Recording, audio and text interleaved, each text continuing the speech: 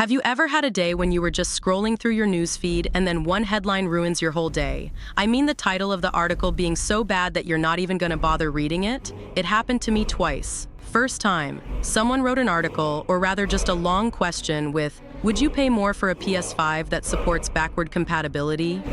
Yeah, that question was so bad that I made a full rant about it.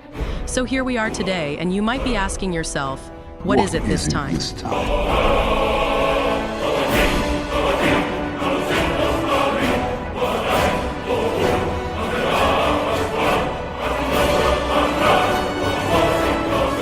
And my question is, really?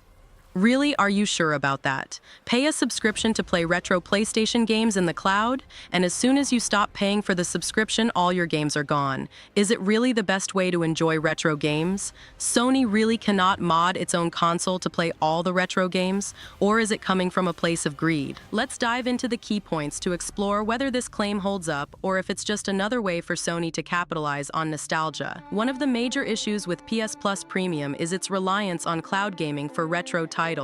When you pay for the service, you're not actually owning any of the games, you're renting access to them. The moment you stop paying for PS Plus, all those games vanish from your library. This model puts players at a disadvantage, especially when compared to the physical copies of retro games or even digital purchases that you actually own. You might end up spending a significant amount of money over time and still be left with nothing once you cancel your subscription. Is this really the best way to enjoy retro games? Probably not. If you're a true retro enthusiast, owning the game outright, whether through purchasing a physical copy or a digital download, is often a more satisfying experience. It also allows you to preserve the gameplay at whenever you want, and even pass it down to future generations, a key aspect of the retro gaming culture. One of the most glaring issues with Sony's approach is the absence of full backward compatibility on the PS5. The PS2 could play PS1 games, and the early PS3 models could run both PS1 and PS2 titles. However, Sony has moved away from this model, possibly out of a desire to push their subscription service. Why not allow the PS5 to natively run all older PlayStation games? After all, the technology is certainly there. The answer might lie in financial motivations. By not offering full backward compatibility, Sony can drive more players towards PS Plus Premium, creating a steady revenue stream. But from a consumer standpoint, this feels more like a move rooted in corporate greed than in enhancing the gaming experience. Gamers who have already spent money on these older titles are now being asked to pay again through a subscription service. Another strong argument against PS Plus Premium as a must for retro enthusiasts is the availability of emulators and classic consoles. Emulation has come a long way, with programs like RetroArch, DuckStation, and PCSX2 allowing you to play PS1 and PS2 games on modern hardware. These emulators often enhance the gaming experience with better graphics, faster load times, and even custom mods. Plus, once you've set them up, you have unlimited access to your games without any recurring costs. Then, there are the classic consoles like the PS1 and PS2, which you can still find online or in retro gaming stores. With a bit of tinkering, these consoles can be modded to play a vast library of games. Here's a fun little secret about the PlayStation 2 expansion bay. Now, contrary to what a lot of the comments will say, this little expansion bay back here wasn't a place to hide your stash from your parents. You could actually put a network adapter there, or Sony even made a hard disk drive add-on that, to be honest with you, didn't really do much. But recently, some really clever folks found a better use for it. This here is called a GameStar, and it's very similar to the network adapter. And you can actually take a SATA hard drive and connect it to the GameStar network adapter. This then very carefully slides into your PlayStation, nice and snug, and with the help of a little thumb drive and a very special memory card, your PlayStation 2 now has about 800 PlayStation 2 games pre-installed on it, not to mention about 600 or so PlayStation 1 games. Why pay a subscription when you can have a one-time investment in a modded console that offers a more authentic experience?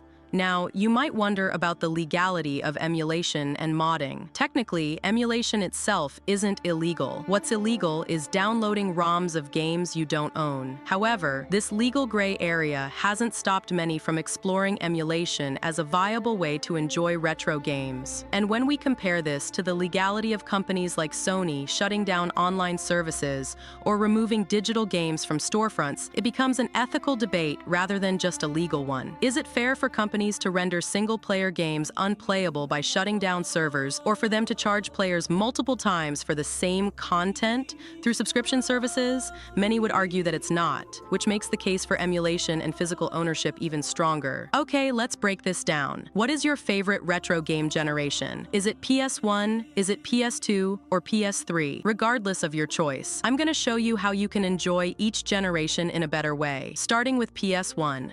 With the first generation of PlayStation, we got plenty of choices. One of them being the classic PS1 console, where you can enjoy most games natively. Remember the PlayStation Classic? It didn't exactly live up to expectations. When we first heard that a PlayStation Classic was being released, we were excited, especially since it was coming out around the same time Nintendo released their NES and SNES classics, which were great. But the PlayStation Classic seemed kind of lazy by comparison. It came with 20 pre-installed games, but the selection was underwhelming. Where were the iconic titles like Crash Bandicoot, Spyro, or Gran Turismo, games that actually made the PS1 popular? Instead, we got titles like Mr. Driller and Intelligent Cube. While there were some cool games included, it could have been so much better. Plus, this thing cost $100. Don't worry, it's a lot cheaper now. Dare I say cheaper than a brand new PS5 game. Modding the PS Classic has been possible for a while now, but it's gotten a lot better and, more importantly, a lot easier with the release of Project Eris, which unlocks a whole bunch of other features for the mini console. You can add more PS1 games by simply dragging and dropping your legally obtained ROMs into the appropriate folder on the flash drive.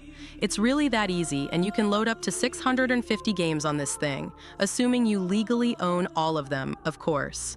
But adding more games is just the beginning. One of the big criticisms of the PS Classic was the emulator it used. The default emulator ran at 50 Hz instead of 60, lacked options, and used a 2x bilinear filter that stretched and blurred the games, making them look pretty bad. Fortunately, with RetroArt, you can use a much better PS1 emulator.